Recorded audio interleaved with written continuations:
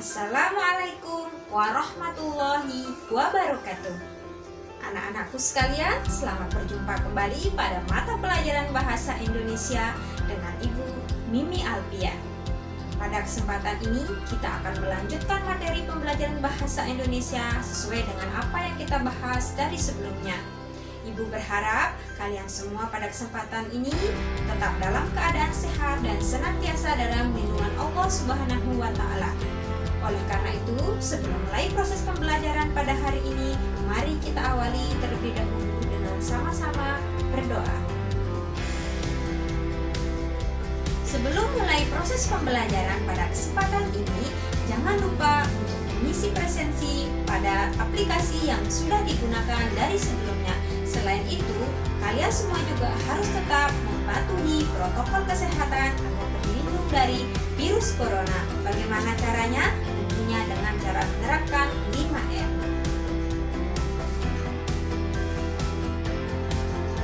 Anak-anakku sekalian, kompetensi dasar atau KD yang akan kita bahas pada kesempatan ini adalah KD 3.1, yakni mengevaluasi teks anekdot dari aspek makna tersirat. Tujuannya untuk apa? Melalui pembelajaran discovery learning, peserta didik atau anak-anakku sekalian diharapkan mampu mengevaluasi teks anekdot dari aspek makna tersirat dengan tepat.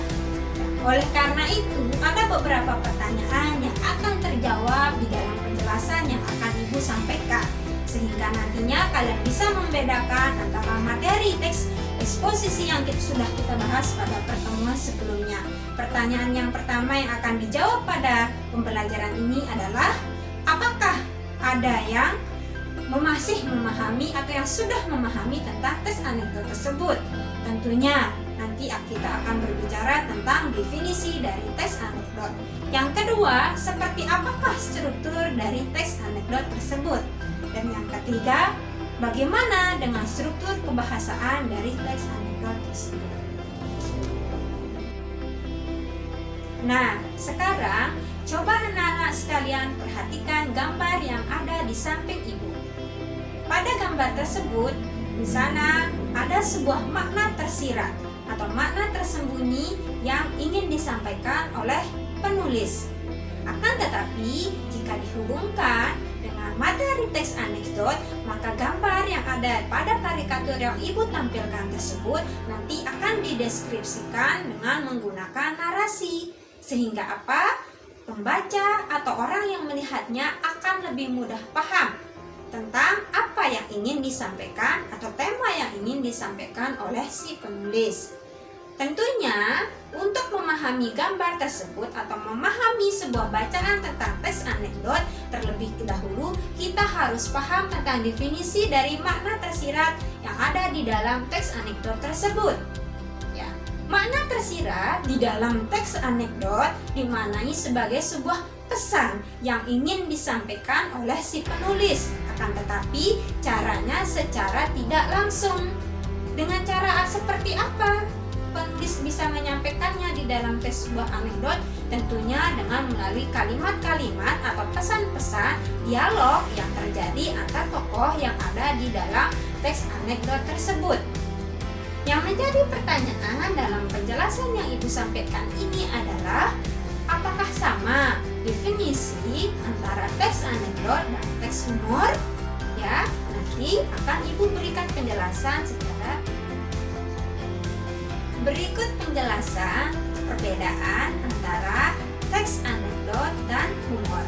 Yang pertama, teks anekdot adalah cerita lucu yang berisi sindiran, sedangkan teks humor adalah cerita lucu yang tidak harus mengandung kritikan atau sindiran. Yang kedua, teks anekdot itu di dalamnya ditemukan dialog antar tokoh, sedangkan di dalam teks humor tidak harus ada dialog antar tokoh. Yang ketiga, di dalam teks anekdot itu ceritanya bersifat singkat dan menarik, serta lucu dan mengesankan. Sedangkan di dalam teks humor, ceritanya disajikan dalam bentuk singkat dan bisa juga dalam bentuk panjang. Yang keempat, Fungsi dari teks anekdot adalah sebagai kritik sosial yang sifatnya menghibur dan memiliki potensi untuk perbaikan pada masa yang akan datang. Sedangkan di dalam teks humor, fungsi cerita yang disajikan itu hanya sebagai pelipur lara dan jiwa pembaca. Ya, pelipur lara dalam artian apa? Dalam hal ini tentunya berhubungan dengan fungsi dari teks humor tersebut sebagai entertain atau hiburan bagi pembaca. Yang kelima, di dalam teks anekdot, ide cerita yang disampaikan oleh penulis itu sifatnya nyata, sesuai dengan apa yang terjadi di sekitar kita. Sedangkan di dalam teks humor itu ide ceritanya bisa berupa fiktif atau tidak nyata. Inti dari sebuah teks anekdot pada dasarnya adalah kritik yang disampaikan oleh penulis.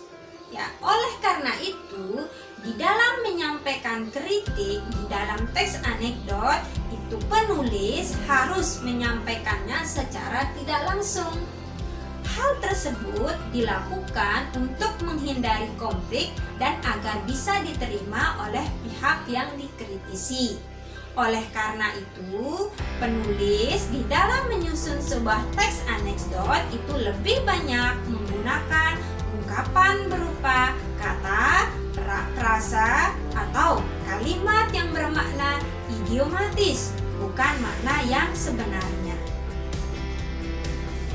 Selanjutnya, kita akan masuk pada bagian dari struktur kebahasaan yang menjadi ciri dari teks anekdot tersebut.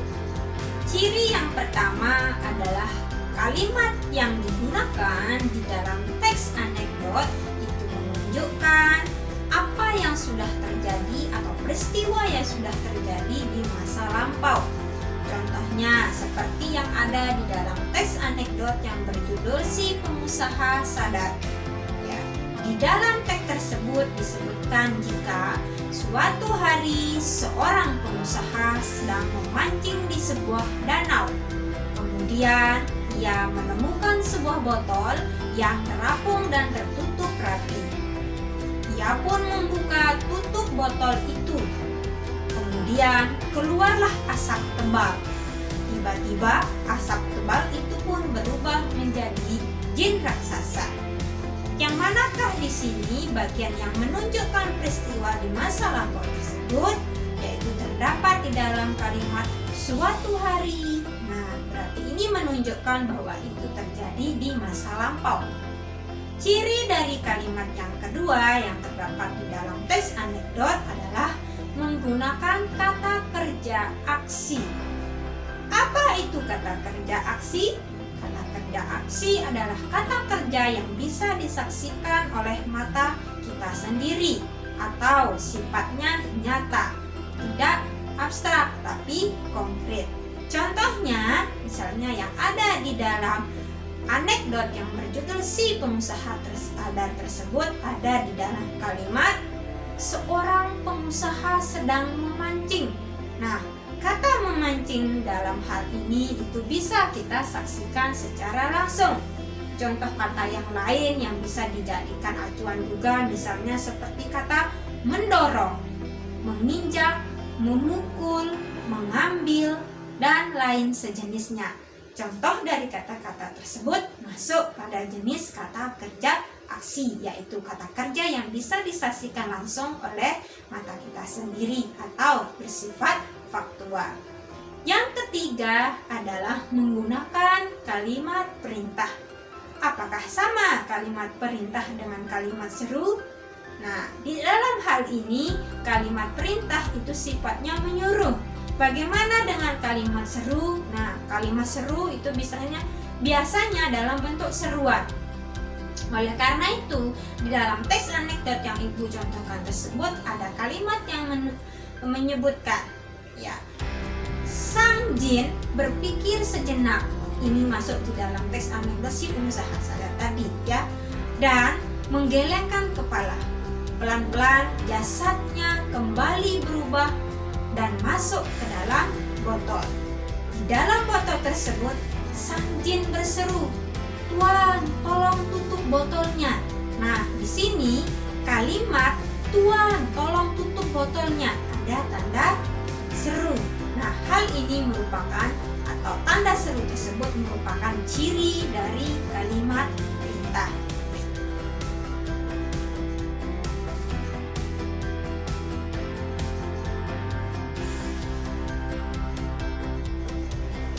Anak-anakku sekalian, dari penjelasan yang Ibu sampaikan tadi, berikut ini sudah Ibu siapkan 2 contoh teks.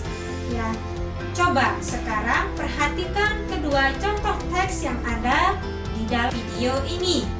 Kemudian analisislah jenis dari teks tersebut, ya, strukturnya seperti apa dan kebahasaan yang digunakan di dalam kedua contoh teks tersebut.